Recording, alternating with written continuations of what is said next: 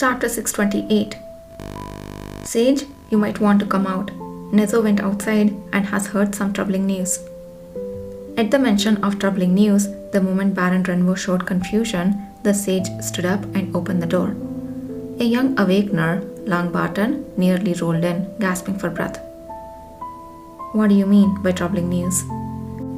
The cavalry has spread new news throughout the capital, saying they will conduct a major investigation to find those interfering with this round of recruitment.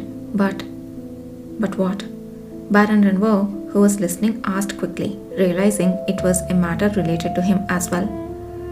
They said for a swift investigation, they plan to closely cooperate with awakener groups and organizations not affiliated with the cavalry. But they're... Calm down and speak slowly, Langbarton. Who is the cavalry planning to collaborate with? The sage encouraged Langbarton, whose face had turned pale. Langbarton then steeled his heart and with trembling lips spoke. The name of Star of Nagran was mentioned. What? What are you talking about? That is, in the list or whatever it is of external personnel they are collaborating with to investigate the forces interfering with the new round of cavalry recruitment, our Star of Nagran was mentioned. Langbarton clenched his eyes shut and shouted. A terrible silence filled the room. Baron Renvo, his face blank as he tried to understand the meaning of what he'd heard, lost the gentle smile he always wore. Sage, it's clear to me. We are not cooperating with them. So, how can Star of Nagran possibly join forces with the cavalry? Surely, Nahan is colluding with them. Star of Nagran is what you and the sage call yourselves, isn't it? But who is this Nahan? Why such a reaction? Baron Renbo, his eyes full of incomprehension, alternated his gaze between Langbarton and the sage. The sage, whose smile had faded, drew a deep breath. Langbarton, being too swayed by emotions can negatively affect your judgment and resolution of the situation. Calm down first, and Baron Renvo? Baron Renvo's eyes, filled with confusion and discomfort, met with the sage's. The sage looked at him intently and whispered slowly but audibly. Since the first day we met, I believe there has always been a genuine exchange of hearts between you and us. Trust and reliance don't require knowing everything. Haven't you said so yourself? I have said that, yes, the Baron hesitantly replied. If we continue to trust each other as we have, I believe we can overcome any difficulty that may arise. Would you trust me and return for today? Baron Renbo's eyes, previously full of doubt, gradually softened. The nobleman, once full of suspicion, now appeared as a trusting friend, taking the sage's hand and bowing his head. I understand. Something seems to have happened, so I will return and keep an eye on things here. If there is anything I can help with, please don't hesitate to contact me. He left the room, asking to be informed as soon as the situation was resolved. The sage turned his gaze to Langbarton, who was simmering in silence, his eyes flashing with anxiety and anger. Langbarton, it seems you are quite anxious today. I'm sorry, Sage. I was blinded by the urgency to inform you as soon as I heard the news, failing to consider that Baron Renbo does not yet fully understand us. It's okay. Fortunately, he trusts me deeply. He will willingly keep silent about what he heard today. Everyone can make mistakes when they are anxious.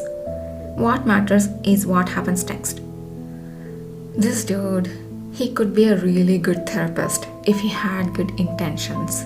But obviously he doesn't. He's just manipulating. That's also how manipulation works. They mix truth with lies. Sage. Langbarton was once again moved by the sage's magnanimity, who did not raise his voice despite his mistake, but indeed reassured him. Swallowing his pent-up emotions, Langbarton poured out the words he had been holding back. Somebody put a damn recorder in the sage's room. I'm pretty sure after a whole day of faking kindness and everything, he goes to his room and he just screams at everything. I thought it strange that Nahan, who should have contacted our southern base upon his arrival in the capital, had not done so. If those who broke into our previous lodgings and the theft was indeed their doing, it's hard to view their intentions positively. And now, Star of Nagran is named as a collaborator with the cavalry. If Nahan had come to the capital to meet the sage, he should have first sent a message to the southern base informing them of his arrival and establishing a connection with the sage's side. However, he neither informed the southern base of his location nor showed any caution, instead finding out where the sage was staying and intruding uninvited. Given that the letters sent by the southern base to the sage were lost, it seemed clear that Nahan doubted the sage's intentions and was acting on his own. And now, today's revelation about the cavalry's list of collaborators. Was it a coincidence that just as the sage started moving to help Duke Diarca, the cavalry spread such news? And that Star of Nagran was included not in a group hindering the cavalry, but rather in a collaborating faction? It's absurd. If the cavalry were to capture us, that's one thing. But how can they talk about collaboration? We don't even know who they are, and among us, who knows them best? Only Nahan. That is such a genius tactic. Kishir, can I have 1% of your freaking brain?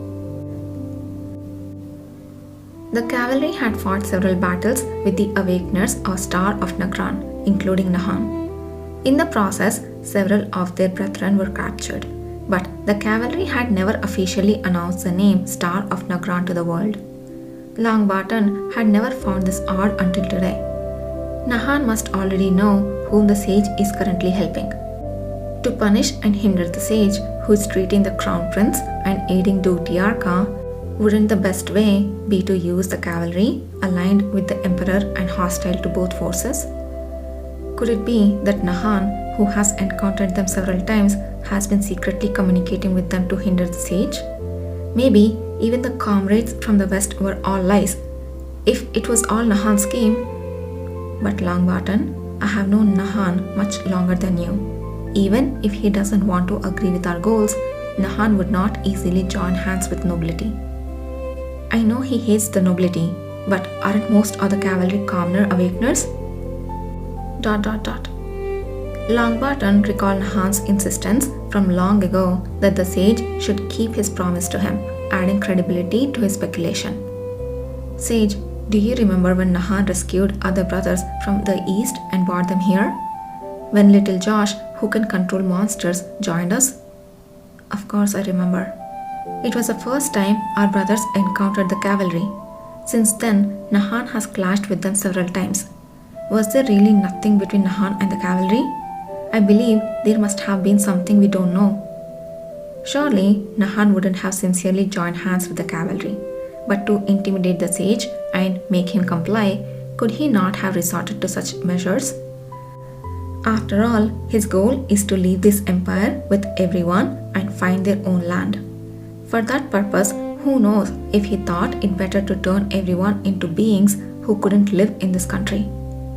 Longbottom thought that madmen could very well entertain such thoughts.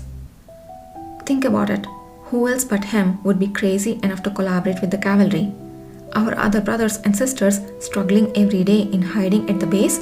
Or someone among us here? It's obvious it's him. It's definitely him. The sage covered his eyes. He looked deeply touched. Fake. I'm pretty sure Sage is like, I know my power. I know that Nahan will never go against me. But these people are not being in my control. I think he has like limits of how much he can think. He can't control every thought they have. So these people can kind of like slip away from his way of thinking and control. That's where he's like trying to convince them, no, Nahan is not like that because I have the power. But he can't say that outside, obviously. So he's like, no, I trust Nahan. And these people are like, no, you're just too nice. I love it. Longbottom, recalling the conversation he had with Nezo after hearing today's news, comforted the sage. But don't worry, Sage. We will immediately contact the other bases to prevent chaos from this news and focus on what you wish to do. Everything will work out as you desire. We will help make that possible. Longbottom pleaded with him not to meet Nahan, who might be lurking somewhere in the capital, no matter how worried he might be about the others. After a while, the sage lowered his hand and patted Longbottom with a kind smile. Is that how he does it? Patting somebody? Alright, let's do that. But even if we don't contact Nahan for now, we can't delay finding out where he might be. This meant the sage acknowledged the validity in Longbottom and Nezo's conjectures. It pained him to think that the benevolent sage had the sense the dark intentions of Nahan, but this was the reality unfolding. We are already working on that. We will surely find out where they are. The sage had taken on the difficult task of ensuring the safety of everyone at Star of Nagran. Longbottom resolved several times that they couldn't just leave the unpredictable and dangerous Nahan to his own devices. The sage and his followers began focusing almost entirely on tracking down Nahan, setting aside other matters. As a result, the course of events they were supposed to influence also began to twist and turn. Welcome. It seems you have finally recovered. Either bowed in greeting to Nathan Zuckerman, who greeted him with an indifferent face. Nathan Zuckerman, dressed like an ordinary mercenary, was staying in an empty house in the village.